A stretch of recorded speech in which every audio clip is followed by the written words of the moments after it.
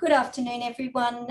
My name is Bron Burr, and on behalf of the Schools Plus team, I'd like to welcome everyone to today's webinar, which will give us all the opportunity to learn more from Julie Murphy, Principal of Elizabeth Vale Primary School in Elizabeth, South Australia, and in particular to explore her school's story of embedding trauma-informed practices to support learning. So Julie, thank you for being here today, and thank you to everyone else who has been able to join us this afternoon.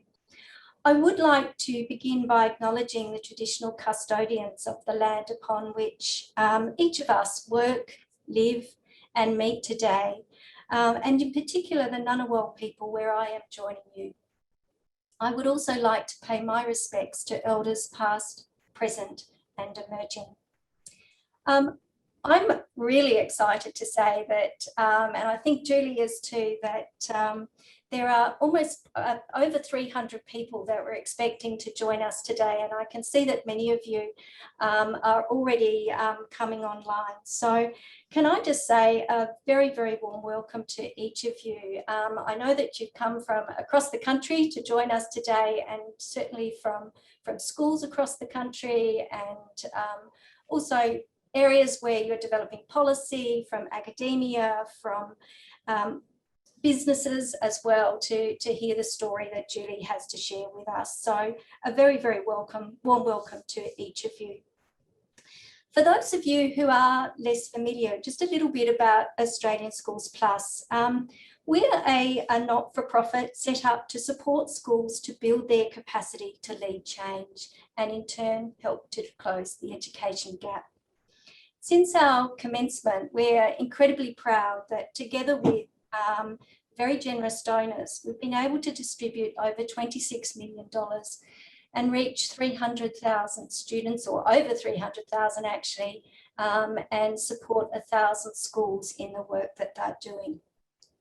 Particularly, as I say, in those communities where disadvantage exists. In particular, we support schools by providing funding and coaching to deliver projects designed to bring about change, projects that schools have identified themselves where there is need. And in addition to that, what we've been able to do with the work that we're leading at Schools Plus is also to provide opportunities like today to share the learnings, share the insights that those schools are learning, along with the life-changing work that they're doing for their students. We also manage, in partnership with the Commonwealth Bank and Schools Plus Pioneers, the Commonwealth Bank Teaching Awards, which has seen 60 outstanding educators recognised over the past 5 years for the outstanding work that they're doing within their school communities, but also the contribution that they're making to the teaching profession. It's in this context and my enormous privilege to introduce our special guest, Julie Murphy. As I've mentioned, Principal of Elizabeth Vale Primary School in Elizabeth, just north of Adelaide, and also 2020 Commonwealth Bank Teaching Fellowship recipient. Julie, for those of you who have had the opportunity to read about Julie's work before today or her bio, will recognise that she's an outstanding school leader. One that sets not only high expectations for herself, but also others around her, and has helped to lead a really positive change and create new learning opportunities for every student at Elizabeth Vale Primary. A school that's within a community where there is considerable economic disadvantage and also cultural diversity. Julie's work recognises that adverse experience impact children's readiness to learn, and also to develop those core learning skills. Together with her school community, she really has led a cultural change underpinned by trauma-informed practice, which has resulted in students being able to develop those necessary skills to bring about higher levels of engagement and real student achievement. Today, in this fifth and final webinar in a series focused on wellbeing hosted by Schools Plus, Julie will share Elizabeth Vale's story, how they've identified what they've needed to achieve, what this looks like in practice, give us a chance to explore some of the strategies that they have used to help inform and shift practice to really create those opportunities for students at that school to learn and to succeed. The webinar is scheduled to run until about 5 p.m. and Julie's presentation will be about 35 to 40 minutes in duration, and we'll follow that up with about 15 minutes of Q&A. Can I just say also thank you so much to those of you who submitted questions prior to the webinar. We really appreciated that. Some of those will be covered in Julie's presentation and others we will pick up again at the end of in the Q&A section, sorry. And of course, during the actual presentation, if you do have questions that come to mind, please include them in the chat and we'll try and pick those up at the end. In addition to any questions, if anyone has particular resources or comments from their own experiences that they would like to share, please do so and share them through the chat or with us after the event, and we'll be really happy to share those with other participants. Can I say also, should the conversation, the Q&A, go a little bit longer, look like we're needing a little bit more time, we may push out 5-10 minutes after 5 p.m. We recognise that many of you busy lives and will need to move on, but if you would like to stay on, please do, if that's what we end up doing. And if not, thanks again for your participation, and we really appreciate you joining and acknowledge that you may need to leave. So I guess on that note, Julie, thank you. Thank you again for offering to lead the conversation this afternoon, and importantly, the opportunity to learn from and with you. So over to you. Right. Thank you. I'm just checking that you can see my screen. Bronwyn, can you give me a thumbs up if it's all there? Fabulous. Yes, Julie. Thank you. Thank you and welcome everybody. As Bronwyn just introduced me, I'm Julie Murphy. I'm the principal of Elizabeth Vale Primary School. This is my 9th year here, but I'm very old and I was actually a teacher here nearly 30 years ago. So they say you can't go back, but I did. And I want to also take a moment just to thank Schools Plus and the sponsors who gave me an opportunity to receive a teaching fellowship, which has meant that I've been able to contribute to the school community and the work we do at another level. So I'd like to thank everyone for that. So Elizabeth Vale Primary School, this first part is basically our school values. It's about be kind, work hard, read lots. Really simple. We say to students when they come and visit us or arrive and new to us, that's it. That's all we ask of you here. And then we work really hard to deliver on it. I want to acknowledge that my school, Elizabeth Vale School, is built on the traditional land of the Kaurna people. And we, as a school, are really, really proud of the Aboriginal heritage of our school. And we're also very, very fortunate to now welcome a whole lot of people from all over the world to our school. A little bit about my school so that you have a context of what I'm talking to. Every school, I believe, is very, very complex. Every school has its own deliciousness. This is what mine is like. So in South Australia, schools have a category of disadvantage based or advantage based on a whole range of factors. We are a category 1 school, which means that there's lots of complexities that our kids have that influence their readiness to be at school, and also sometimes their academic options if we don't do some really, really intensive interventions. So from an ICSEA point of view, we are in the bottom 7th percentile of Australia. Our families have lots of complex transgenerational trauma that influences what they bring to the school setting. This month, because like many schools, my school is highly transient and things change all the time. So currently we've got 512 students. That looks like a range of sectors. I have 18 mainstream classes from reception to year 7. So South Australia, this is our last year where year 7s are staying with us in primary school. They are off to secondary settings as of next year. We have 3 what are called ILC classes, that's intensive English language classes. So my site is one of many in South Australia where children who are newly arrived to Australia or at times come from remote Indigenous communities where their English language is very, very limited. They access some modified intensive English classes for a period of time. That can be from 6 months to 2 years, depending on the child's language acquisition. That used to be a lot higher since COVID. Obviously, the amount of children who are newly arrived to Australia is reduced. What it will look like in the near future, I don't know. I hope it's going to be a lot higher. I hope to get a lot of children from Afghanistan very soon because we know they need to be here. I also have 2 special classes, so school-based classes for children with significant cognitive delays. I have a school-based preschool or kindergarten and 3 other special classes that are based at a local, well, in Adelaide, everything's pretty local, but at Adelaide North Special School, which is not that many kilometres away, they have 3 of their classrooms who are co-located with us for students who will benefit from being more immersed into a mainstream environment. My school is 90% school card. So school card in South Australia means that they are students whose families are having a significantly low income, which means that it is unreasonable for them to have any school fees. 68% of my children come from backgrounds where their first language isn't English. And currently we have 30 different languages spoken at our school. That's not going into dialects because within that there are multiple dialects as well. I have 154 students who are humanitarian refugees. So I'm sure you can know that that comes with a whole lot of complex trauma in itself. The experiences that young children have and their families have to be a humanitarian refugee is pretty intense. We have 82 learners who identify as Aboriginal.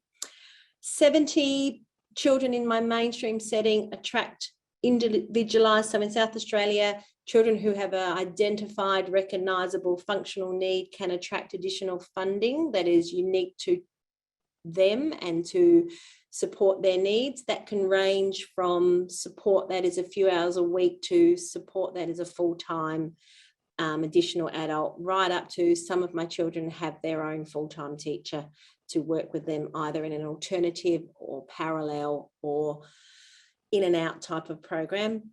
Currently, I have 16 children in my school who are under care orders. Unfortunately, only 2 of those children are in a foster care placement. 3 are in kinship. The others are in commercial, emergency or residential care, which just means that for those kids, life's pretty tough or has been tough. And certainly for the kids that are in commercial or resi care or emergency care, adults are not necessarily people they trust because there's so much change. That's my school right now. It's delicious. It's what it is. It's who we love. And that's why we do what we do. So why trauma-informed schooling? So none of this is rocket science, and I don't suggest that I have answers. I'm just going to share my journey with you all. There is really clear, everything I do is based on research. We've all got to do that. That's how we go. Sometimes research is my own. I know enough about this. Sometimes research is academic research that's got proven outcomes. I think research can be a whole range of things as long as we're really clear about what we're doing and why. What is really clear in academic research in health and in education is that there is a significant link between adverse childhood experiences and the physical and mental health of people throughout their lives. At our school, we have looked at profiling our children against the adverse childhood experiences. And we know that 90% of our learners that we know, because remember, we don't know everybody's story deeply. We try to find it out, but it's a journey, have had at least one adverse childhood experience. And for that, for most of our kids, that's poverty. 75%, so about 3/4 of the children in our site have experienced 3 or 5 of these things that are complex childhood trauma, and then about a quarter of our children have had more than 5 experiences with adverse childhood, so complex childhood trauma. And it's not rocket science. The more of these experiences that a young person or child has in their lives, the greater risk to their mental and physical health. And we know that also means the greater risk to their academic outcomes. These things are all aligned. And again, it's not rocket science. I didn't invent any of this data. It is the reality of our children. We don't for a moment believe that there's anything wrong with our kids. We just know that they come with complex experiences, which means that we need to do things a little bit differently. So for us, that means that we need to be a trauma-informed school. Everything we do has to be thinking about what can we do to get our children to a space each day, or even many moments within a day, where we can help their brains and bodies get into the best physical space to be ready to learn. It's not a magic bullet and it doesn't always work, but I'm going to share what we do. So our journey to where we are has gone over multiple learnings from a multiple really, really intelligent, well-researched people across the world. So I guess our journey really started deeply about looking at growth mindset. We looked at Dweck's work, really understanding about the impact of self-belief, knowing that self-efficacy was something that made a difference to outcomes of children. So we talked and looked at what does that mean for us. We know it's not as simple though as just giving kids this notion of you can do it, believe in yourself, because if there's lots of other things going on in your life, there's a whole lot more that they need before they can get to that space.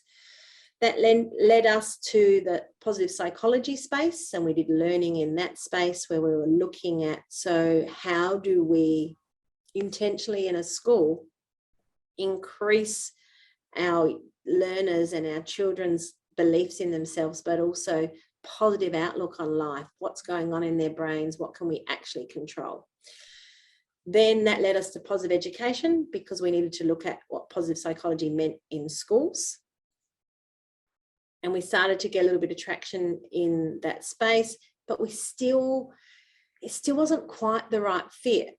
Whilst there's great things happening in lots of schools around positive education, there was still this but in our space around, we're not quite sure how to translate this knowledge into what we do in our school, which led us to the work at, with the Berry Street education model. And I have to do a really big shout out to them, because their learnings has been absolutely fundamental in us moving from what I would call playing around the edges to really, really putting a hand on our hearts and saying we're going to be a trauma-informed school. So that piece of learning was very significant in our change process. Now we're learning, and our area of space that we're learning about attachment theory, and we're learning about epigenetics.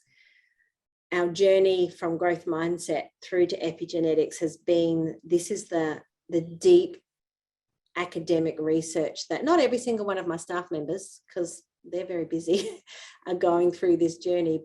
But there's a group of core people who are deeply continuing to learn about brain theory and body theory, so that when we refine and get better at what we're doing, we're not completely making it up. And we're not therapists. We're not trying to be therapists, but we are trying to be therapeutic in how we approach our school and our students and our teaching and our pedagogy. And epigenetics is about us understanding the science about what happens to the brain and the body long term, and where can and should we be putting some of our interventions in. I'm not going to give you a lesson in what happens to the brain, because I'm going to make some assumptions. Either you know some of this or you've got the capacity to learn some of this yourself. But this is what we try to make sure our staff understand. It's really important that notion of unconditional positive regard is so deeply embedded into our school practices that it's the foundation of everything we do, that our staff don't see our children as difficult or defiant or broken or unteachable or all sorts of things. Or even our staff we don't want our staff to feel sorry for our children. They don't need their pity. They don't need missionaries. They need educators who believe that they can make a difference every day, and that every day it's worth getting up and doing the best they can, and believing that our kids are doing our best they can. So it's really, really important that our staff understand what's happened in the brain for many children. We don't do it in a deficit model. We try really hard not to. But it's really important to understand the motivations and the reasons behind behaviour, and that without hypothesising or understanding the reasons, then we can't actually work on the responses. And when I say the reasons, I'm not suggesting for a minute that staff need or have the right to know the deep details of every childhood story. They do need to understand that if a child is a child who has or is experiencing complex adverse childhood experiences, that does impact on the adaptive way that they attach to adults. And attachment is really the fundamental reason why a lot of our kids are struggling in school, is that for a whole lot of reasons, adults have not done right by them. And it's not necessarily adults in their family. It can be adults in other schools. It can be adults in care environments. It can be adults on the street. But we understand that we can never assume that just because we're their teachers or we're their educators or we're there for them every day, that we've earned the right for them to connect to us, that's a privilege. And we work really, really hard at understanding that every day relationships will rupture, but our energy is in the repair. So you all know this. When our cherubs get into spaces that they aren't necessarily able to access school, they're not ready to learn, quite often the brain does one of these three things, sometimes all three of them, and then the body responds. We are as much embedded in looking at practices and strategies for our children who freeze, our children who are quiet, our children who withdraw or are ritualized in their learning, looking the part, learning how to just, if I look and I'm quiet and nobody pays attention, then I won't have to deal with any of this stuff. We care about all our kids, but we care about having interventions and supports as much as those children who are our fight kids. The reality is, in schools, it's those kids who are fighting in that real complex rage space of their body that gets so much attention and support because it's dramatic. But we know, and we've learned, that every behaviour is communication.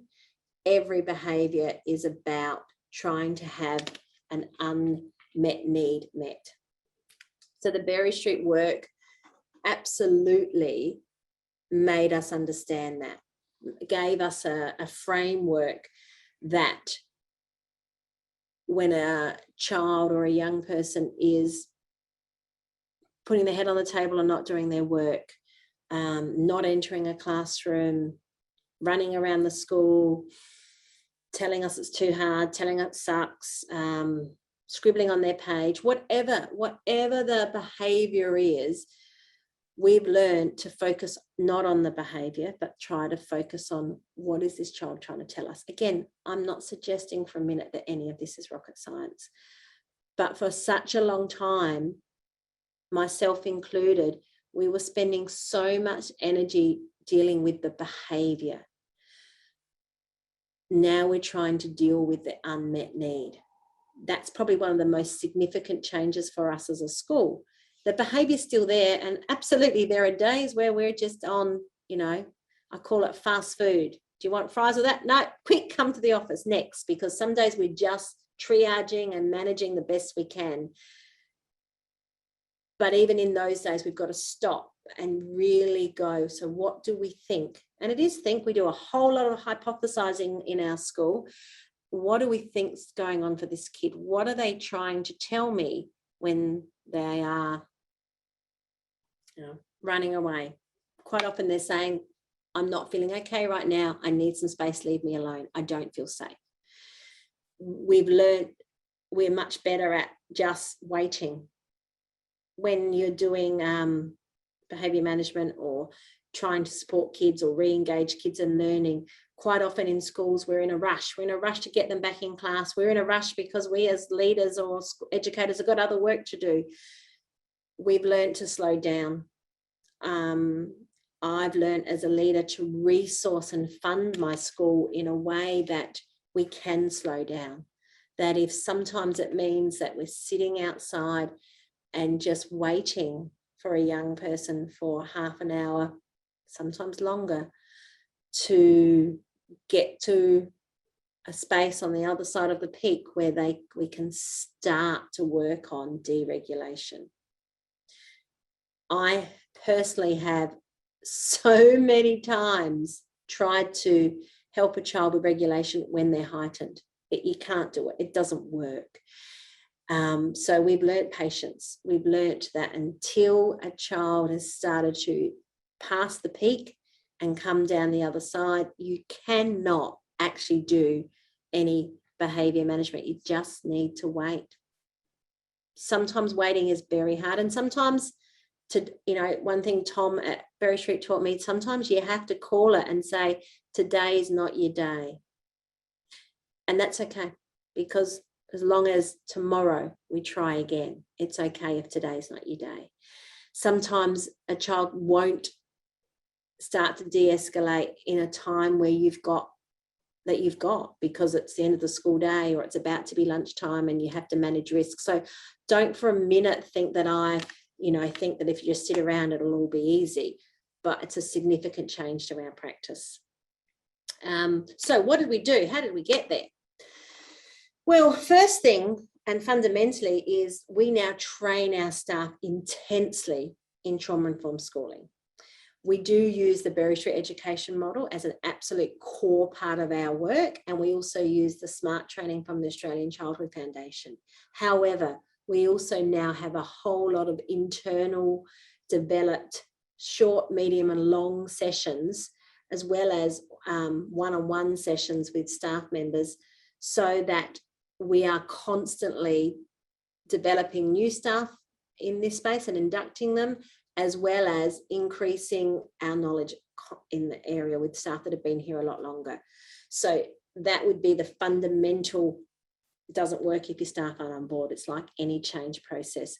But within that, just like literacy agreements and numeracy agreements, we have what we call our trauma-informed. We call it ready to learn. We don't use the word trauma-informed with our school and our community because trauma has such a stigmatized with it, and trauma implies, can imply and can be perceived as a really negative thing. So we talk about ready to learn. We talk about these are the things that we do in our school to support children to be ready to learn.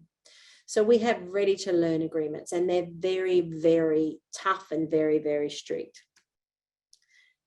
And there's lots of them, but I'm just going to talk through which I would say are some of the really fundamental changes. And they have really clear success criteria. They're very clear about what they look like for different ages. They're age appropriate.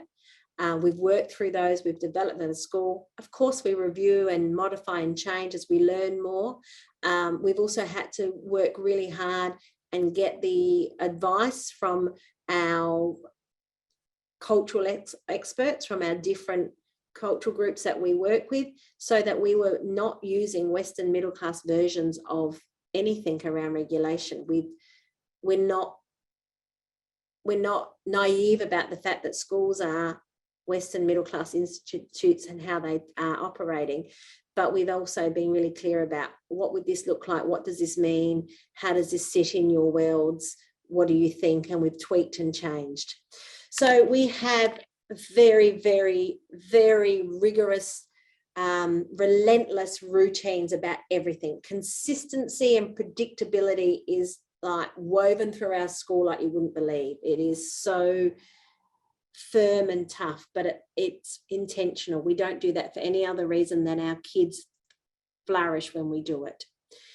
We start every day with a morning circle. Every day we get together in our groups of learners in classrooms. That's how it works in our school.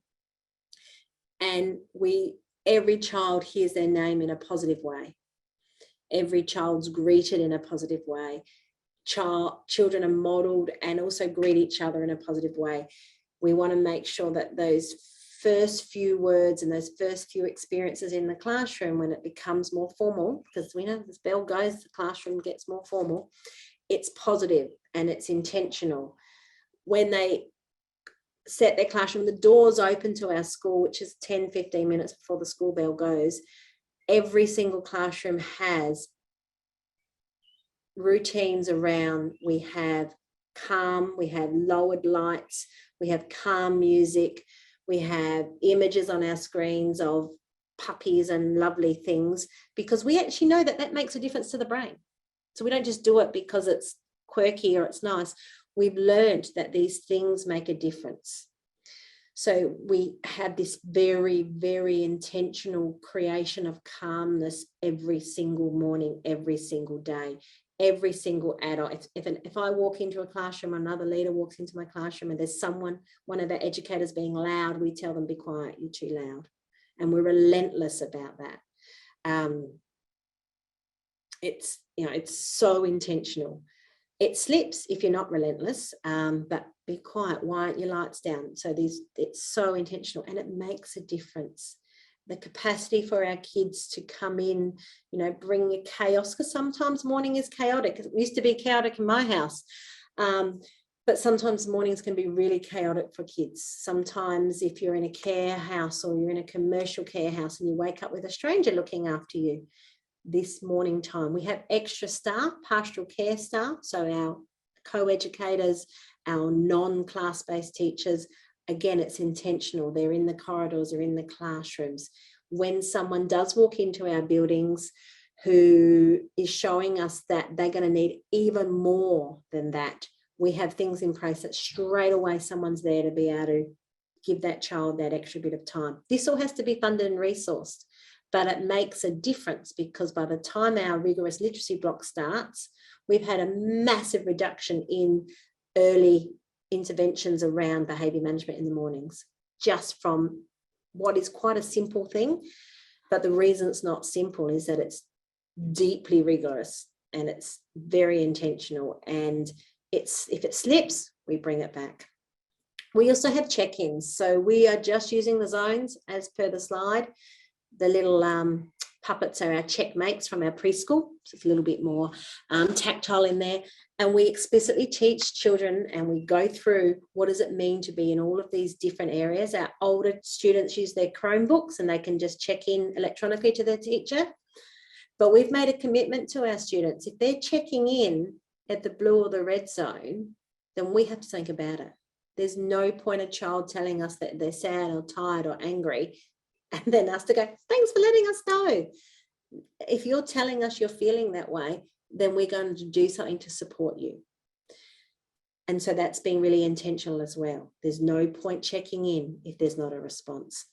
So every child has a ready to learn plan in our school. I'll just move to that, sorry.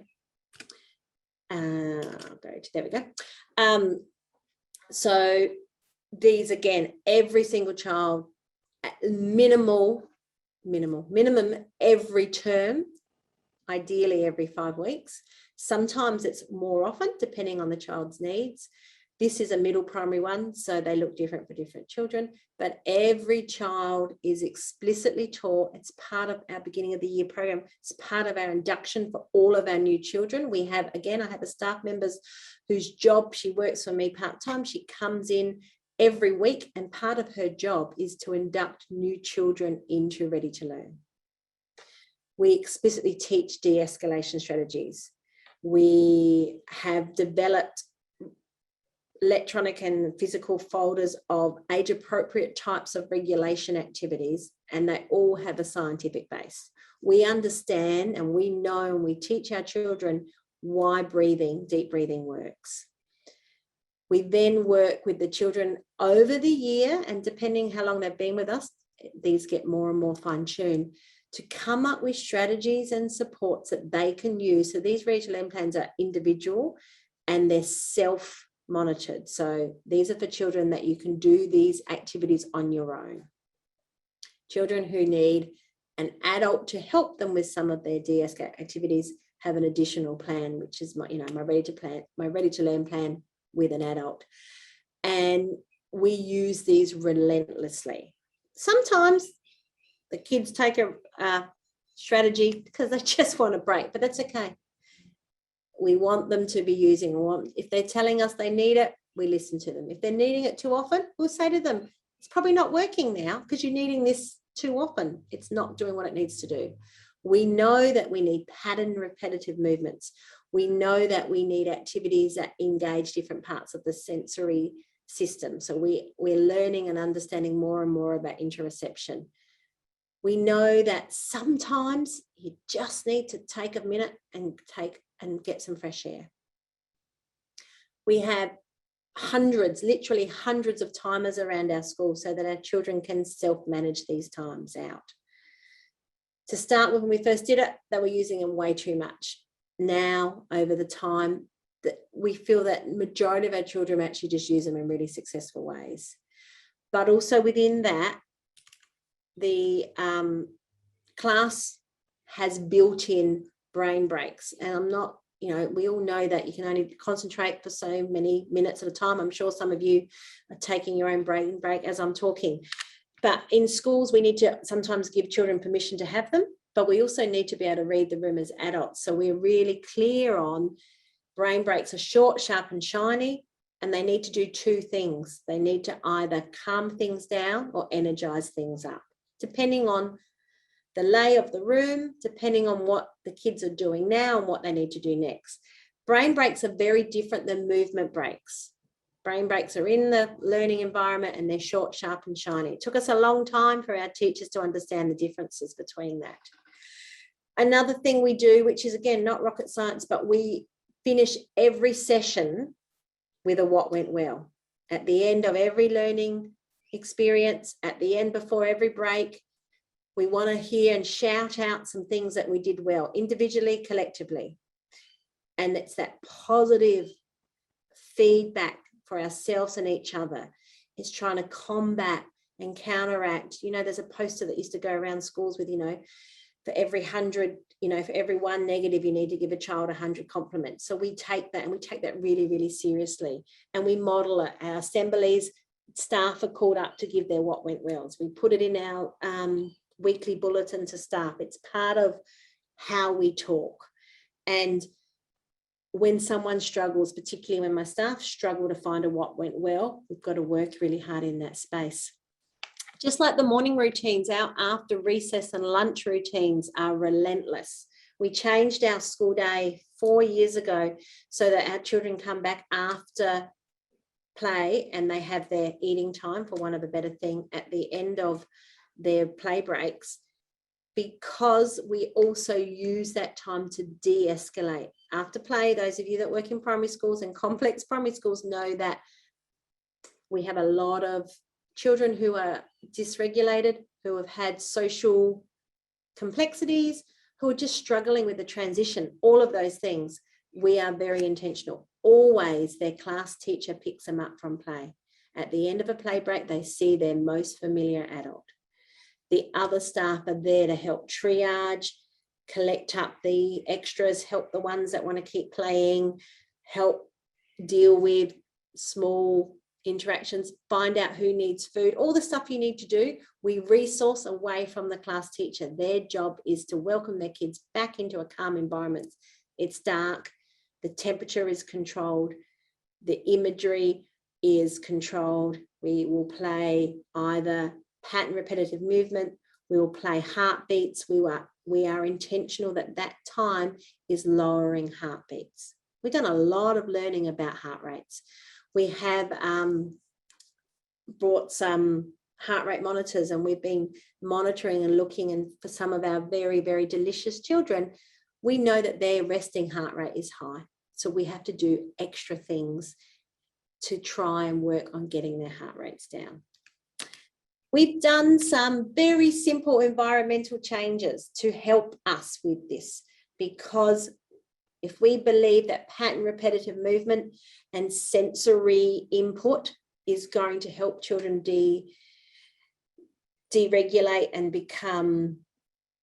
co-regulate and become regulated, then we need to have the equipment. I used to hate swings because they were nothing but, I used to think yard duty behaviour management, but we have several swings now, and they are used during playtime in a supervised way, but children know how to use the swings to give themselves a flow. We have our squishy tubes, which actually squish you tight because it gives you a feeling of a sensation of feeling held. It works for our kids. We have synthetic grass benches that you can sit on and feel and get sensory inputs. We have our regulation wheel. It's a wheel on a wall that we had designed that can have different tractions. We have desks that have bikes. None of these things we invented, except for the wheel. We had that custom made. We wanted to give our children the right amount of hefting when they were doing movement, and it changes depending on the age of the kid. But we have intentionally built our school environment with a trauma-informed headset. When we're putting in a new piece of equipment, when we're changing something up, how can we make this match what we know will help us with our learnings?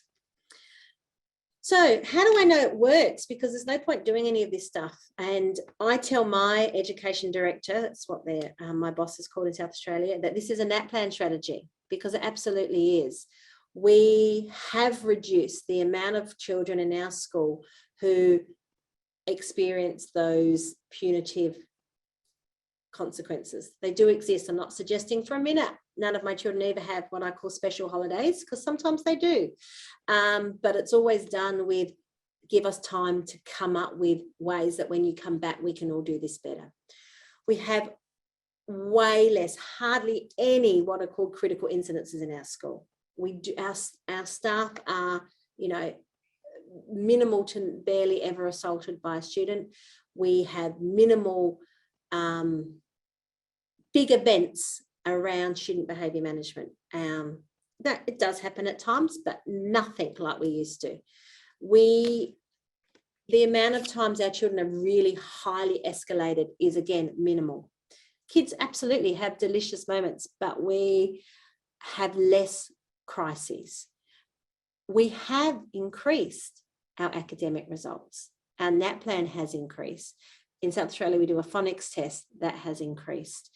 Our AE to E grading has increased. We actually know that this is making a difference to the academic outcomes, because our kids are more regulated, but also we're actually more able to free up the teachers to teach, because we're working really hard on this other work. We've also got really clear data. In South Australia, they do a wellbeing survey for children from year 5 up. So this is one of the only sets of data that my school outranks the state in, but we're really proud to know that in our school we have a much higher percentage of children who are telling us they have an important adult at school than the state. We have higher percentage of kids that are connected to school and higher in emotional engagement with adults at school. So we know that, not just our hunch, but academically and engagement-wise, our children are showing us this makes a difference. So I'm just going to end with my contact details, if my email.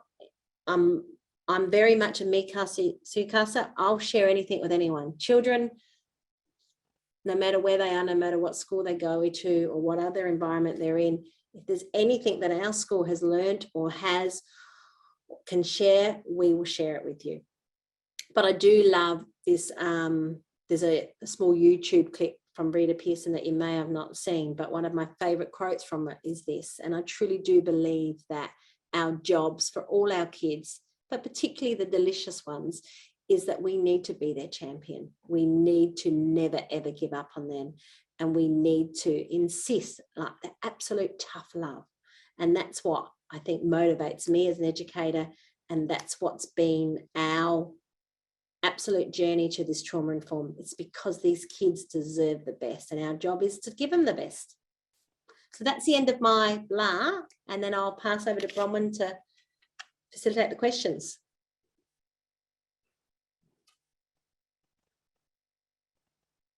Julie, thank you. I think we're all feeling a little bit speechless here, actually, just listening to you, and completely engaged in the work that you've been doing and the impact that it's had. There were a couple of questions that actually came through in the chat, Julie, while you were speaking, and I just wonder whether we might go there straight away. Sure.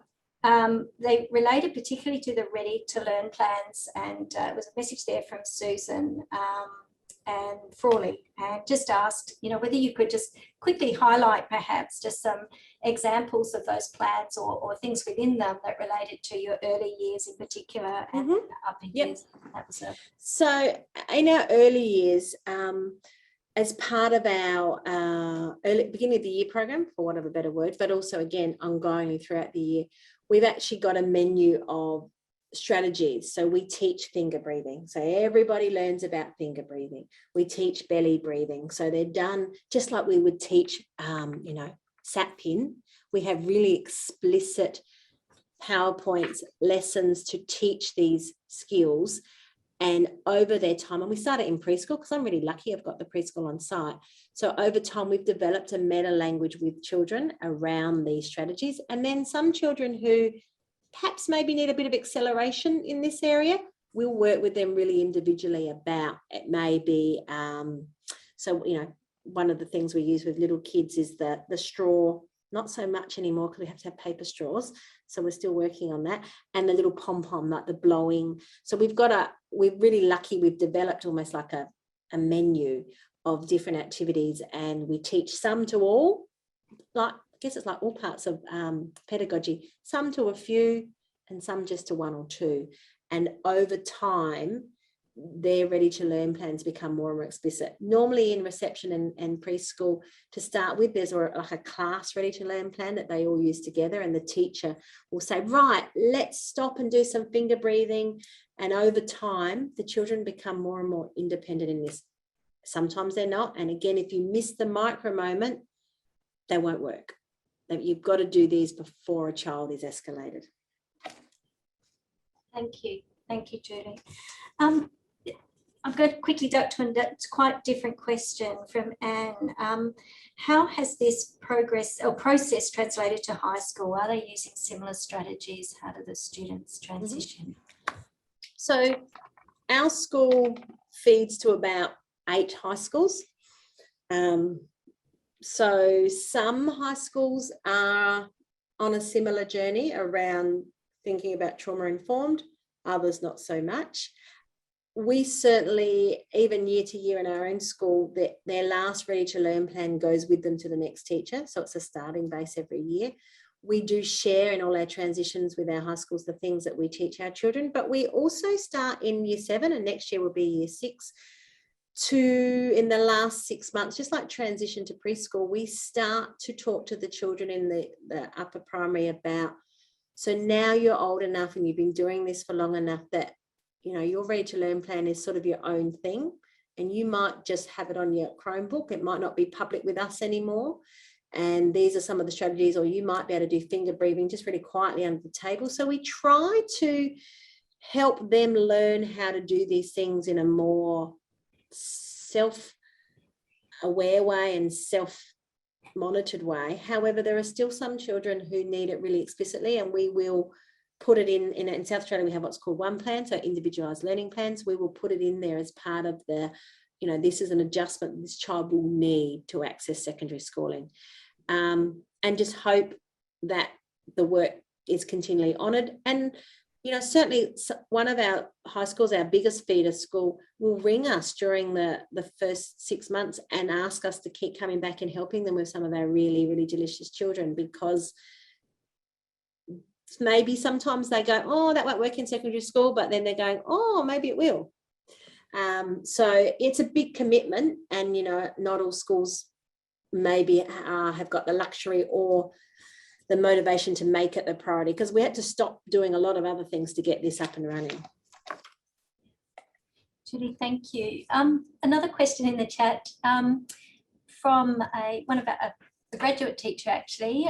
Were you trauma informed prior to being a principal, Julie? And as a pre-service teacher, I'm wondering how, as a graduate teacher, I would bring this into school that may have a rather different approach already in place. So I guess I don't know that I was trauma. I certainly wasn't consciously aware of anything that it was trauma informed. In fact, I made a lot of mistakes. You know, I remember, you know, telling kids off, stop yelling at me, and I'm yelling at them. So, you know, crazy. But I do think if I was going back to the earlier in my career, knowing what I know now, developing a really calm classroom environment would be an absolute thing that I think is a no-brainer, regardless of how your school operates, that you can potentially in a primary school in particular take control of. Teaching my children ways to get their heart rate down, making my children aware of their heart rates. So, you know, we study neuroscience as a school. Our receptions can talk about receptors and neuro pathways, because we make this part of our academic learning. It's not something we just do on the side. And so I would do that better. I would teach children to understand what actually happens to their body right from reception when they breathe deeply, what oxygen does for them. And I think those things, no matter what your school is doing, are in the curriculum, and you can teach them and you can use them for your advantage. But if nothing else, if someone said, if I can only do one thing, I would think about understanding about creating calmness every day and being positive and teaching children to find positives every single moment that you can. Thank you, Julie. I think it can apply to a lot of settings, can't it? Into schools and workplaces. Another question that came through prior to the webinar, how do we get our teachers to recognise trauma in themselves when recognising trauma in their students?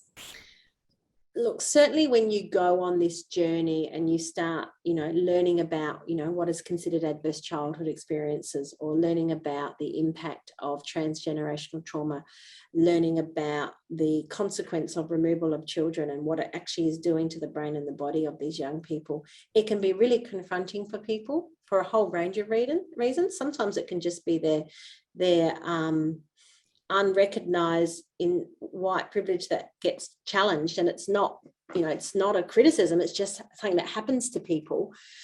But also it can also sometimes people's own childhood trauma and their own understandings of their bodies and their brains or memories. So you have to premise any of this sort of learning with, this might be difficult, and that you need to be able to, if you need time, take time. But also vicarious trauma, when you work in complex schools where kids have got stories of things that are not great, is something that you do need to look after. You know, in other professions that there is a notion of professional supervision to work through this. So we do our own version of that. But again, we also do a lot of what went wells, because you have to counter, and we also do a lot of, but this is the space that we can control. This is the area that we're working in. And ultimately, staff wellbeing is a complex thing, and even more complex, I guess, in the current climate. And being able to support and refer those people to the right people. I'm really strong about school is not a place for you to be if you're not in a good space. Because our kids, you know, you've got to be on your A game to be here. And it's okay if you're not, but, you know, this is not the place for it to go wrong for you. Yeah, thank you. Julie, I guess this next question sort of flows a little bit to that. What have been your three biggest challenges in embedding the trauma-informed practices? So I think one of the big challenges early on, particularly when we first were going really deep in the journey, was it took a lot of professional learning time, and there's so many competing agendas around what it is that teachers and educators need to be learning about, because you've got to learn how to teach reading, you've got to learn you know, the Australian curriculum, you've got, like, there's so much in the learning agenda in schools. So making the time and prioritizing this over other things that potentially there's a lot of pressure to be doing as well. Also, being able to, I'm a big believer that I can't and won't bring things into our school community that we can't commit to and sustain, because that's just been an experience for marginalised groups for so many years, that they get this flash in the pan, great idea, but oh, next idea. That's not how you make generational change. So we had to make sure we could commit to it, and we had to commit to it financially, because to do what we needed to do, we needed to resource it.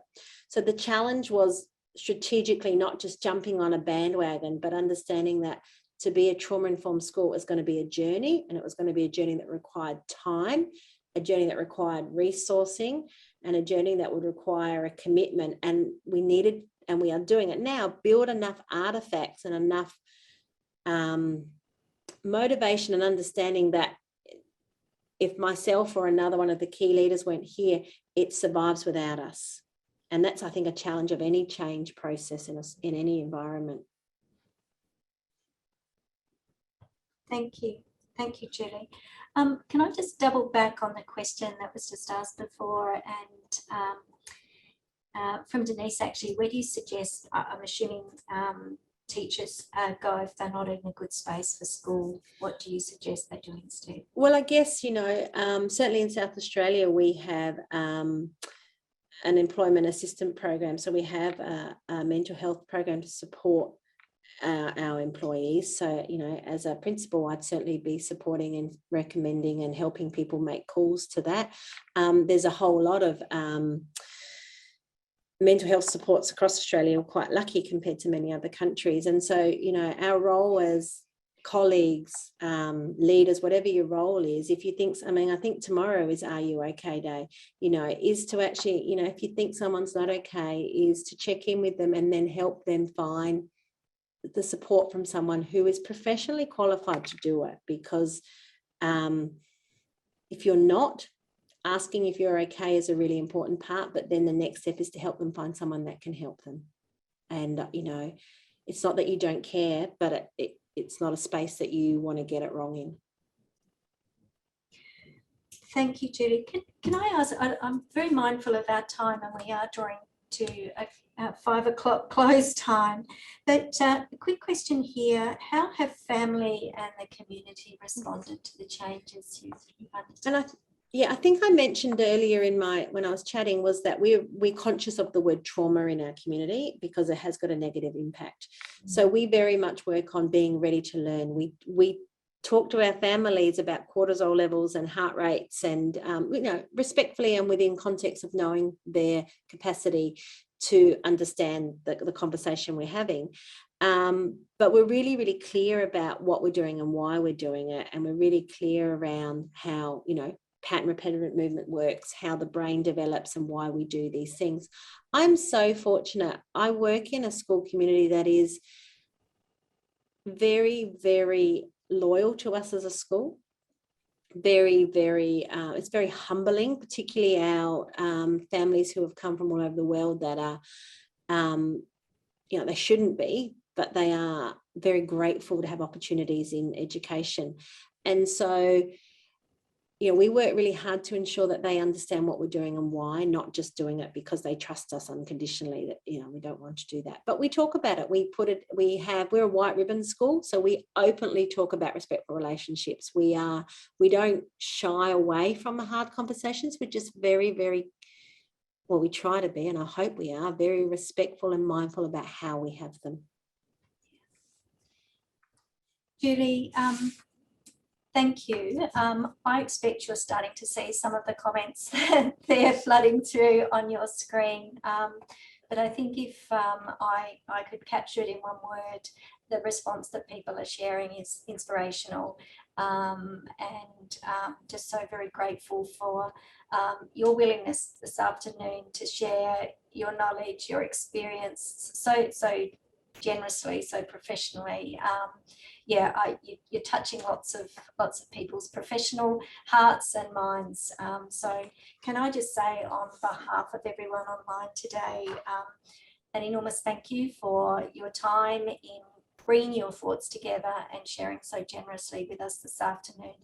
I know there are a number of requests for different resources, and we might pick those up afterwards and maybe take up your offer of sharing as well with the group. But I'm really delighted to say Julie's, so that for everyone online, Julie's happily said that she will share her PowerPoint, and also we can share the recording, obviously, of the webinar today with everyone online. So we look forward to being able to do that.